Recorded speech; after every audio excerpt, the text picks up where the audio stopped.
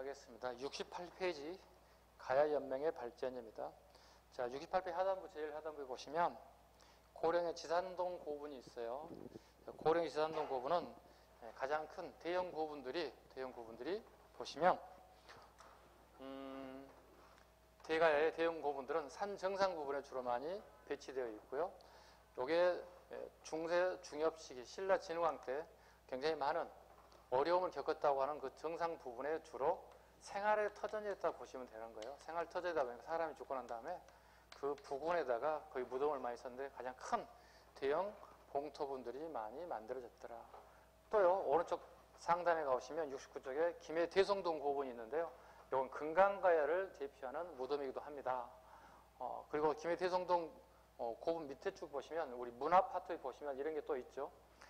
일본의 세기토기에 많은 영향을 준 토기가 가야토기이다. 가야토기의 특징을 보시면 69페이지 하단 보시면 가야토기의 형식을 보시면 이게 굽다리 양식이라 불러요. 우리 지역에서는 전문적인 용어이긴 한데요. 중간중간에 구멍이 뚫려 있어요. 이걸 굽다리 양식이라 한다. 이게 일본의 세기토기에까지 영향을 주게 되었다. 그 다음에요. 대관계를 한번 보겠습니다. 대관계 보시면 대관계는 이렇습니다. 대가야의 이내왕하고요. 대가야의 이내왕하고 그 다음에 신라의 법흥왕과 관계에 결혼동맹이 맺어져 있다고요. 결혼동맹이 맺어져 있어요. 결혼동맹이 맺어 있음에도 불구하고 신라 입장에 봤을 때는 이내왕과 맺은 상태에서 결혼동맹이 맺어 있는 상태 대가야가 백제 성왕과 손을 잡고 신라를 공격하려고 했다는 거예요. 이게 일명 우리가 얘기하는 관산성 전투라고요. 관산성 전투라고요. 이게 충청북도 옥천에 있는 것인데요. 충청북도 옥천 지역에 관산동 전투를 통해서 신라와 등지게 되고 백제와 연합을 펼쳤던 그 나라에 대한 괘씸죄가 적용된다고요. 이 결과 진흥왕은 관산성 전투 승리하고 난 이후에 대가야마저 정벌의 국가가 대상이 됐다는 거예요. 그 결과 대가야를 정벌하고 여기에 우리는 진흥왕 순수빈 창녕비가 세워져요. 직접 군사를 끌고 대가야를 정벌했다는 의미를 가지고 있어요. 큰 의미를 가지고 있고요. 대가야의 멸망 단계까지 보시면 될 것 같고요. 그 다음에 기타 부분에 4번에 보시면 기타 부분이 있는데요. 기타 부분에는 2번에 보시면 이런 게 하나 있어요. 철의 생산이 풍부해서 해상교통을 이용하여 애의 규시지방까지 연결하는 중개무역을 발전시켰다. 낭낭이라든가 대반이라든가 이런 것에 주로 철을 수출했다 보시면 돼요. 철을 수출했다. 주로 수출하는 게 덩이새, 반제품에 가깝습니다. 일종의 철정이라고 얘기합니다. 이런 물품들이 수출되었다.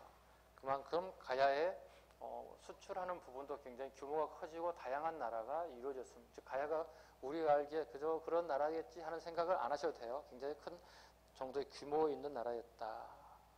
그래, 문화파트에 철제, 무기, 갑옷, 토기 등이 많이 유물로 발견되기도 했고 그 나라의 그 시대의 우수한 문화를 우리가 엿볼 수 있는 거고요. 그 다음에 세기토기, 아까 방금 말씀드렸던 세기토기까지의 영향을 주게 됐다. 가야의 토기가. 그 다음에 멸망은요. 연맹 단계에서 고대 국가로 발전하지 못하고 멸망의 단계까지 올라갔다. 좀 아쉽긴 하지만 그렇습니다. 간단하게 넘어갈 수 있고요. 그 다음 이제 부수적으로 하나 더 추가해서 설명을 하자면 무덤의 형태에 대한 부분을 설명하겠습니다. 70페이지 하단부의 그림 보시면 금강가야의 덧널 무덤 보이실 거예요. 덧널 무덤은 이런 형태예요. 이렇게 직사각형의 모습이에요. 직사각형의 모습을 보이고 그 다음에 여기에 목관을 집어넣어요. 목관을 넣고 여기에 많은 유물들을 같이 시신과 유물과 같이 이렇게 넣는 무덤 형태. 이걸 덧널 무덤이라고 부르고요. 그 다음에 하나 더 있어요. 하나 더 있는 것은 71페이지 문제 1번을 풀다 보면 이런 게 있습니다. 가야의 여러 나라에 대한 설명을 옳지 않은 거 이런 문제가 하나 있는데요. 3번 지문에 이런 게 있습니다. 정기 가야 연맹 시대는 신라 비슷한 돌무지 덧널 무덤이 유행했다 이러는데요. 이건 신라 고유의 무덤 양식이고요. 반대로 바꾸자면 가야의 정기 가야 연맹에서 무덤 형태는 이런 형태를 띠게 됩니다. 구덩식 돌 덧 널 무덤이에요. 돌을 주로 사용합니다. 똑같은 직사각형의 무덤 형태를 띠고 있어요. 구덩을 팝니다. 그리고 돌로 된 관을 주변에 이렇게 매장을 하고 이게 늘 무덤 형태로 시신을 안치하고 부장품을 안치하는 방식이에요. 단지 여기는 목재를 사용하는 거고 여기는 석기, 돌을 사용하는 차이점만 있을 뿐이지 똑같은 형태를 취하고 있습니다. 그러다 보니 명칭도 다르게 불러요.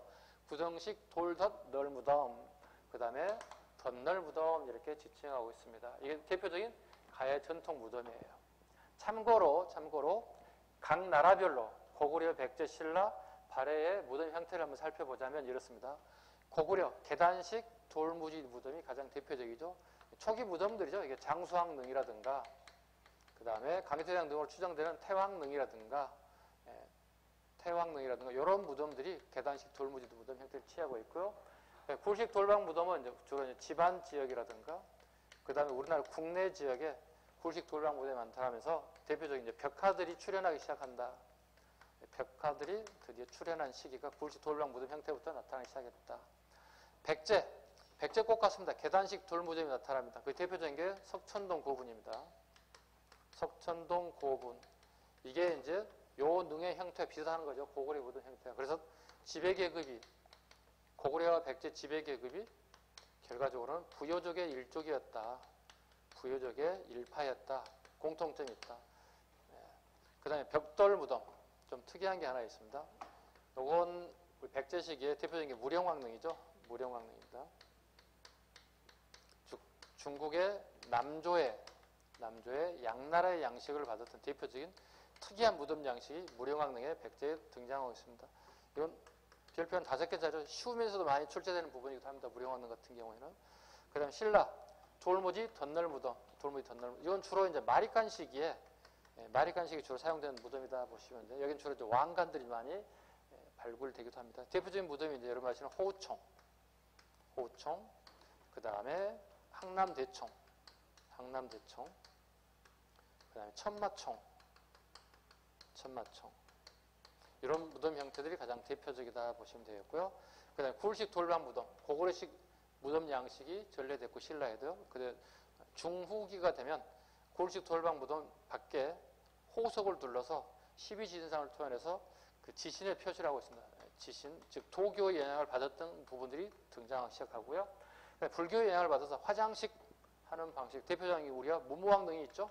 문무왕이 화장을 해서 해왕릉으로서 그 역할을 하고 그 다음에 발해 굴식 돌방 무덤과 벽돌 무덤 두 가지 형태가 등장하는데요. 대표적인 굴식 돌방 무덤 고구려 양식이고요. 벽돌 무덤은 당나라의 양식을 취하고 있습니다. 굴식 돌방 무덤 대표적인 것은 둘째, 문왕의 둘째 딸이었던 정혜공주 무덤이 있을 수 있고요. 정효공주, 넷째 공주인데 문왕이 여기는 벽돌 무덤으로 당나라 양식을 취하고 있습니다. 이렇게 해서 가야의 무덤 양식, 고구려 백신라 무덤 양식 동시에 같이 한번 잡아보는 것도 괜찮을 것 같습니다. 이렇게 해서 가야 부분에 빠진 부분을 보충 설명을 마치겠습니다. 자, 수고하셨습니다.